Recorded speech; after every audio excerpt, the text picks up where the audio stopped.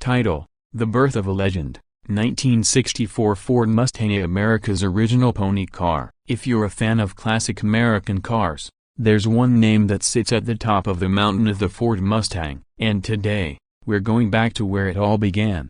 The 1964 A1/2 Ford Mustang, a car that didn't just make history, it rewrote it. Let's rewind to the early 1960s. America was booming, rock and roll was on the rise, and the youth were ready to embrace a new kind of freedom. They wanted cars that weren't just transportation, they wanted style, personality, and most of all, affordability. Ford saw this wave coming, and they weren't about to miss it. Enter the Mustang. The concept, a car for the people. The Mustang wasn't born overnight. It was the brainchild of Lee Iacocca, then Ford's general manager and future industry icon. He had a vision, a sporty car with a long hood, short deck, and a price tag the average American could afford. The development project was called Project T5, and it aimed to deliver something totally different, something that broke the mold of big, bulky sedans and instead offered sleek lines, performance options, and that all-important image of cool. When the Mustang officially debuted on April 17, 1964, at the New York World's Fair, it caused a frenzy. People were literally mobbing dealerships. Ford sold over 22,000 Mustangs on the very first day. Within the first year, that number soared to over 400,000 units. It was an absolute smash hit and the birth of the pony car segment. Styling that turned heads. Let's talk looks, because the 1964 Mustang was, in a word, stunning. This car introduced a new language in automotive styling. It featured a long, sculpted hood, a short rear deck, and an aggressive yet elegant front end with a grille that proudly displayed the now iconic galloping horse emblem. It came as either a coupe or convertible, and later, a fastback variant joined the family in the 1965 model year. The design was youthful but mature, sporty but practical. It had chrome bumpers, dipset headlights, and clean lines that gave it an unmistakable stance. It was a car that looked fast just sitting still. The interior was just as impressive. Ford offered the interior DA- copyright core group, also known as the pony interior, which included embossed ponies on the seatbacks, wood grain trim, and deluxe steering wheels. It made drivers feel like they were sitting in something special, and they were. Engines and performance options. While we're steering clear of driving conditions, it's impossible to ignore the heartbeat of this machine, the engine. The 1964 Mustang wasn't just a pretty fascia, it came with real muscle under the hood. And buyers had a choice. The base engine was a 170 cubic inch inline-six, pushing out about 101 horsepower. Modest, but affordable. A 260 cubic inch V8 offered more punch with 164 horsepower. The crown jewel was the 289 cubic inch V8, which came in several flavors, the hottest being the Hypo-K code, pumping out 271 horsepower. With these options, the Mustang wasn't just a cruiser, it was a genuine performer. It could be as tame or as wild as you wanted it to be, and that flexibility was key to its success.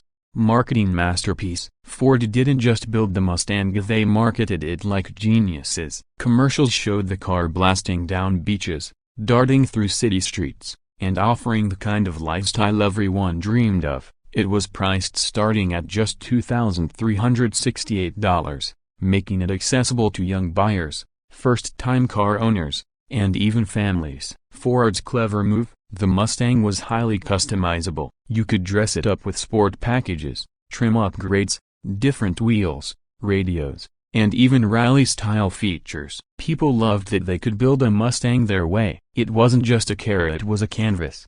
Pop culture icon. The Mustang became more than a mode of transport, it became a cultural phenomenon. Within months, it appeared on TV, in movies, and in songs. It made a splash in shows like the Beverly Hillbillies and starred in movies like Goldfinger, where James Bond's Aston Martin is famously chased by a Mustang convertible. Young people saw it as a symbol of rebellion, freedom, and style. It was a car that told the world, "I've arrived." And let's not forget the musical tributes. Songs like Mustang Sally by Wilson Pickett helped immortalize the name in rock history. By the late 60s, the Mustang had carved out a permanent place in pop culture, where it still resides today. The fastback joins the lineup, while the original 1964 Mustang came in coupe and convertible styles. One of the most memorable versions of the fastback. It didn't arrive until the 1965 model year, but its development was well underway during the 1964 launch period. This fastback body style brought a racier look and helped launch the Mustang into motorsport territory, which later gave rise to the legendary Shelby GT350. Even though technically labeled a 65 model, many enthusiasts loop the fastback into the early Mustang legacy that started in 1964. The van controversy, 1964 A1/2 or 1965? Here's a fun fact: technically, all Mustangs built between April and July 1964 are titled as 1965 models, but the automotive community lovingly refers to them as 1964 A1/2 Mustangs. There are some key differences between the 1964 A1/2 and later 1965 Mustangs.